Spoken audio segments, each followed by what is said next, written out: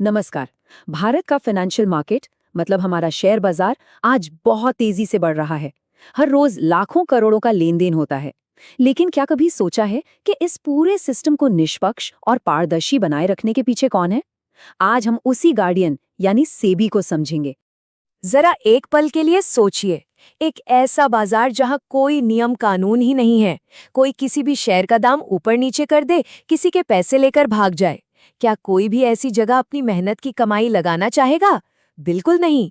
तो सवाल यह है कि हमारे बाजार को भरोसेमंद बनाता कौन है? इस सवाल का जवाब हमें इतिहास में मिलता है। चलिए थोड़ा पीछे चलते हैं, उस दौर में जब भारतीय शेयर बाजार में सचमुच उथल-पुथल मची हुई थी। देखिए, 1980 के दशक में बाजार का हाल बहुत खराब था। कीमतों में हेरफेर करना मतलब प्राइस रिगिंग एक आम बात थी। किसी ने शेयर खरीदे तो उनकी डिलीवरी में महीनों लग जाते थे। और इन सबके ऊपर था भ्रष्टाचार, जिसने निवेशकों का भरोसा लगभग खत्म ही कर दिया था। तो जाहिर है, इस बिगड़ते माहौल को सुधारने और लोगों का विश्वास दोबारा जीतने के लिए एक बहुत मजबूत संस्था की जरूरत थी। और यही एंट्री होती है भारतीय प्रतिभूति और विनिमय बोर्ड यानी सेबी की। इसका मकसद बिल्कुल साफ था, बाजार में फैली इन सारी गड़बड़ियों को जड़ से खत्म करना और हर छोटे बड़े निवेशक के लिए इसे एक सुरक्षित जगह बनाना। वैसे सेबी का ये सफर भी काफी दिलचस्प रहा है। जब 1988 में ये बना तो ये सिर्फ एक एडवाइजरी बॉडी थी, मतलब इसके पास कोई असली पावर नहीं थी। लेकिन असली गेम बदला 1992 में, जब सेबी एक्ट पास हुआ। इस एक्ट ने सेबी को वो कानूनी ताकतें दी जिससे वो बाजार पर सही मायनों में लगाम कस सका। तो सवाल ये है कि सेबी असल में करता क्या है? देखिए, इसके काम को हम मोटे तौर पर 3 हिस्सों में बांट सकते हैं। सबसे पहला और सबसे जरूरी काम है निवेशकों के हितों की रक्षा करना, मतलब ये पक्का करना कि किसी के साथ कोई धोखा ना हो। दूसरा काम है शेयर बाजार को और बेहतर बनाना, उसे डेवलप करना। और तीसरा, पूरे बाजार के लिए नियम कानून बनाना और ये देखना कि सब उन नियमों का पालन करें। हाँ, एक कंफ्यूजन अक्सर लोगों को होता है आरबीआई और सेबी के बीच, तो इसे आसान भाषा में समझ लेते हैं। आरबीआई का काम है बैंकों को देखना और देश की मॉनेटरी पॉलिसी संभालना, जैसे महंगाई को कंट्रोल करना। वहीं सेबी का पूरा फोकस सिर्फ और सिर्फ कैपिटल मार्केट पर होता है, यानी स्टॉक, आईपीओ और म्यूचुअल फंड्स।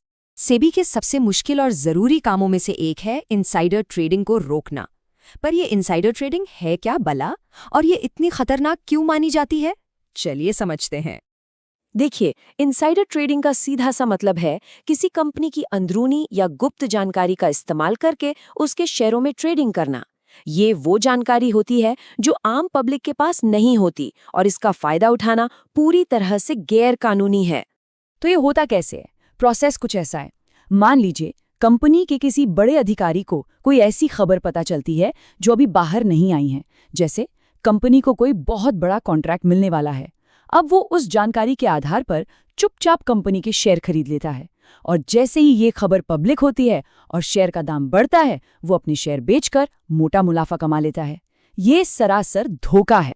दुनिया भर में इसके बड़े बड़े उदाहरण हैं।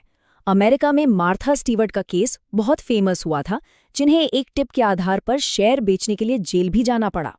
और भारत में भी सेबी ने रिलायंस इंडस्ट्रीज जैसी बड़ी कंपनी पर डेरिवेटिव ट्रेडिंग के जरिए कीमतों को प्रभावित करने के लिए जुर्माना लगाया था। तो बात सिर्फ एक दो लोगों के गलत तरीके से पैसा कमाने की नहीं है। इनसाइडर ट्रेडिंग जैसी चीजें पूरे फाइनेंशियल मार्केट के भरोसे को, उसकी ईमानदारी को खतरे में डालती हैं। लेकिन सेबी सिर्फ नियम बनाने और सजा देने का काम ही नहीं करता, वो आम निवेशकों की शिकायतों को सुनने और सुलझाने का काम भी करता है। आइए जानते हैं कैसे। अगर किसी भी निवेशक को किसी लिस्टेड कंपनी, ब्रोकर या म्यूचुअल फंड से कोई भी शिकायत है, तो वो सीधे सेबी के पास जा सकता है। इसके लिए सेबी ने एक बहुत ही बढ़िया ऑनलाइन प्लेटफॉर्म बनाया है जिसका नाम है स्कोर्स, यानी स्कोर्स। इस पर शिकायत दर्ज करने का प्रोसेस भी बहुत आसान है। बस स्कोर्स पोर्टल पर जाकर रजिस्टर करना है, अपनी शिकायत की सही कैटेगरी चुनकर उसे दर्ज करना है, और फिर घर बैठे बैठे अपनी शिकायत का स्टेटस ट्रैक करते रहना है। और अगर कोई समाधान से खुश नहीं है तो रिव्यू के लिए भी अप्लाई कर सकता है। और ये सिस्टम वाकई में काम करता है। ये आंकड़ा देखिए, सिर्फ इसी फाइनेंशियल ईयर में स्कोर्स के जरिए 37,517 शिकायतें सुलझाई जा चुकी हैं। ये नंबर दिखाता है कि सेबी निवेशकों की समस्याओं को लेकर कितना गंभीर है। ऑनलाइन प्लेटफॉर्म के अलावा भी एक रास्ता है। सेबी ने एक टोल फ्री हेल्पलाइन भी शुरू की है, जहां कोई भी निवेशक कॉल करके मदद या जानकारी ले सकता है। ये नंबर अपने पास रखना बहुत काम आ सकता है। तो आखिर में एक बड़ा सवाल छोड़ जाते हैं।